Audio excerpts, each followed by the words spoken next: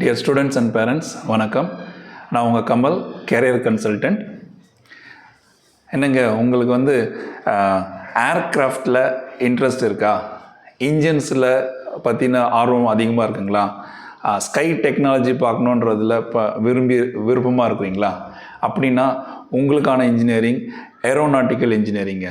ஆமாங்க, இந்த வீடியோ உங்களுக்கு தாங்க. வாங்க வீடியோக்குள்ளே போகலாம். இந்த வீடியோவில் நம்ம ஏரோநாட்டிக்கல் இன்ஜினியரிங் பற்றி பார்க்க போகிறோங்க. ஏரோநாட்டிக்கல் இன்ஜினியரிங்கில் நீங்கள் என்ன படிக்க போகிறீங்க, இதுக்கு மினிமம் மார்க்ஸ் மினிமமாக என்ன படிச்சிருக்கணும், என்னென்ன காலேஜ் வந்து டாப் காலேஜஸ் தமிழ்நாட்டில் இருக்குது, அது பற்றின விவரங்கள் இந்த வீடியோவில் பார்க்கலாங்க. ஏரோநாட்டிக்கல் இன்ஜினியரிங்கில் நீங்கள் என்ன படிக்க போகிறீங்கனாக்கா, aircraft designing, building the aircraft, testing the aircraft and maintaining the aircraft. இது தாங்க முக்கியமாக நீங்கள் படிக்க போகிறீங்க. இது வித்தின் தி ஏர் அட்மாஸ்பியரில் பறக்கக்கூடிய ஏர்க்ராஃப்ட்ஸ் மட்டும்தாங்க. இது வந்து ராக்கெட்டுக்கோ சேட்டலைட்டுக்கோ பொருந்தாதுங்க. ஒன்லி அட்மாஸ்பியரில் பறக்கக்கூடிய ஏர்க்ராஃப்ட்டுக்கு மட்டும்தான் வந்து உங்களுக்கு இதுவாங்க. இது பார்த்தீங்கன்னாக்கா aeroplanes, helicopter, fighter jet, drones, இந்த மாதிரியான ஏர்க்ராஃப்ட்டுக்கெல்லாம் நீங்கள் அது சம்மந்தப்பட்ட படிப்பு தாங்க aeronautical engineering. Okay, aeronautical engineering படிக்கணுன்னா நீங்கள் 12th ஃபிசிக்ஸ், கெமிஸ்ட்ரி, மேக்ஸ் கட்டாயம் படிச்சிருக்கணுங்க. ஸோ இந்த குரூப் படித்த உங்களுக்கு ஏரோநாட்டிக்கல் இன்ஜினியரிங் வாய்ப்பு இருக்குங்க. இதுக்கு எந்த என்ட்ரன்ஸ் எக்ஸாமும் இல்லை.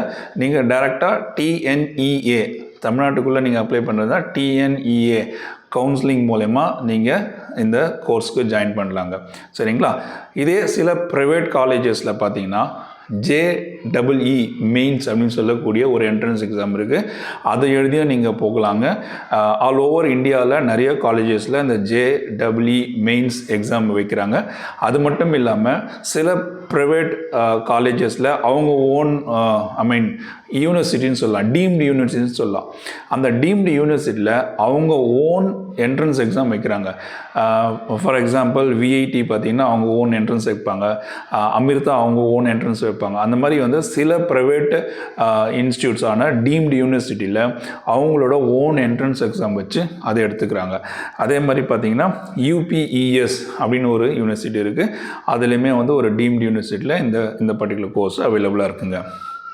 சரிங்க, இப்போது நம்ம தமிழ்நாட்டில் இருக்கக்கூடிய டாப் காலேஜஸ் அப்படின்னு பார்த்தீங்கன்னா MIT. ஆமாங்க, MIT நம்ம அண்ணா யூனிவர்சிட்டியில் இருக்கிற MIT சென்னை கேம்பஸ். அதுக்கப்புறம் அதில் வந்து கவர்மெண்ட் சீட்டில் வந்து கட் ஆஃப் பார்த்தீங்கன்னா லாஸ்ட் இயர் வந்து 196+ போயிருக்குங்க கட் ஆஃப். அதே மாதிரி குமரகுரு கோயம்புத்தூர் காலேஜில் கட் ஆஃப் பார்த்தீங்கன்னா 186.5 முடிஞ்சிருக்குங்க லாஸ்ட் இயர் கட் ஆஃப். அதே மாதிரி ராஜலக்ஷ்மி சென்னையில் பார்த்தீங்கன்னா கட் ஆஃப் வந்து 180.5ங்க. அதுக்கப்புறம் ஸ்ரீ ராமகிருஷ்ணா கோயம்புத்தூர் அந்த காலேஜில் கட் ஆஃப் பார்த்தீங்கன்னா 173.5ங்க. இந்துஸ்தான் CET அதுவும் கோயம்புத்தூர், இந்த காலேஜோட கட் ஆஃப் பார்த்தீங்கன்னா 167.5 முடிஞ்சிருக்கு. அதே மாதிரி KCG சென்னை இதனோட கட் ஆஃப் பார்த்தீங்கன்னா 165.5ங்க. ஸோ இதெல்லாம் வந்து top colleges of Tamil Nadu for this particular கோர்ஸுங்க ஏரோநாட்டிக்கல் இன்ஜினியரிங்க்கு. சரிங்க, ஓகே. ஏரோநாட்டிக்கல் இன்ஜினியரிங் படித்தா நம்மளோட கேரியர் பாத் எப்படி இருக்கும், எங்கெல்லாம் நம்ம என்ன மாதிரி ரோல்ஸில் நம்ம ப்ளே பண்ணலாம் அப்படின்னு பார்த்தீங்கன்னா, ஏர்க்ராஃப்ட் டிசைன் இன்ஜினியர் அப்படின்ற ரோலில் நீங்கள் பில்டிங் விங்ஸு, டெயில்ஸு, இந்த மாதிரி போர்ஷன்ஸ்லாம் பில்ட் பண்ணுறதுல கூட டிசைனிங் நீங்கள் பண்ணக்கூடியதாக இருப்பீங்க. அப்புறம் ஏரோடைனமிக்ஸ் இன்ஜினியராக நீங்கள் ஆகலாம். சிமுலேட் பண்ணுற இதுலேயும் ஆப்டிமைஸ் ஃப்ளைட் பாத்ஸ் அந்த மாதிரி துறையில் நீங்கள் ஒர்க் பண்ணலாங்க. அதே மாதிரி ஃப்ளைட் டெஸ்ட் இன்ஜினியர் ரோலில் ஒர்க் பண்ணலாம். அப்புறம் மெயின்டெனன்ஸ் இன்ஜினியர் DGCA அப்படின்னு சொல்லுவாங்க, அந்த ஒரு ரோலில் ஒர்க் பண்ணலாம். அப்புறம் பார்த்தீங்கன்னா குவாலிட்டி அஷூரன்ஸ் இன்ஜினியர், ஸோ இந்த ரோலில் நீங்கள் ஒர்க் பண்ணலாம். அப்புறம் பார்த்தீங்கன்னா டெக் ஆஃபீஸர், ஏர்லைன்ஸில் டெக் ஆஃபீஸர், இவங்க பார்த்தீங்கன்னா இந்த ப்ரீ ஃப்ளைட்டு டெக் ரெடினஸ் வந்து ஹேண்டில் பண்ணக்கூடிய அந்த டெக் ஆஃபீஸராக நீங்கள் ப்ளே பண்ணலாம். அதே மாதிரி ரிசர்ச் அண்ட் டெவலப்மெண்ட்டில் சயின்டிஸ்டாக கூட நீங்கள் ஒர்க் பண்ணலாங்க. ஸோ இனோவேஷன், இந்த துறையில் நீங்கள் ஒரு புதுசாக மெட்டீரியல்ஸ் கண்டுபிடிக்குது, ஃப்ளைட்டுக்கு லைட் வெயிட்டாக மெட்டீரியல்ஸ் கண்டுபிடிக்குது, க்ரீன் ஃப்ளூயல்ஸில் நீங்கள் இனோவேஷன் பண்ணுறது, ஸோ இந்த மாதிரி ரிசர்ச் அண்ட் டெவலப்மெண்ட் துறையிலையுமே நீங்கள் ஒர்க் பண்ணலாங்க. ஓகே, ஸோ ரைட், இதெல்லாம் வந்து நீங்கள் பண்ணக்கூடிய ரோல்ஸ். எங்கே நீங்கள் ஒர்க் பண்ணலாம் அப்படின்னு பார்த்தீங்கன்னா, கவர்மெண்ட் செக்டார் எடுத்துக்கிட்டிங்கன்னா HAL, DRDO, ISRO, NAL இங்கெல்லாம் நீங்கள் ஒர்க் பண்ணலாம். ஏர்லைன்ஸ்னு பார்த்தீங்கன்னா இண்டிகோ, ஏர் இண்டியா, விஸ்ட்ரா இந்த இடத்துலலாம் ஒர்க் பண்ணலாம். மல்டிநேஷ்னல் கம்பெனிஸ்ன்னு பார்த்தீங்கன்னாக்கா நீங்கள் போயிங், ஏர்பஸ், ரால்ஸ் ராய்ஸ், அதுக்கப்புறம் பார்த்தீங்கன்னா ஸ்டார்ட் அப்ஸ் பார்த்தீங்கன்னா UAVs, ட்ரோன்ஸ், ஏர் மொபிலிட்டி இந்த மாதிரி இடத்துங்களில் நீங்கள் ஒர்க் பண்ணலாம். டிஃபென்ஸில் நீங்கள் ஒர்க் பண்ணணும்னு நினச்சிங்கன்னா இந்தியன் ஏர்ஃபோர்ஸில் நீங்கள் ஒர்க் பண்ணலாம்.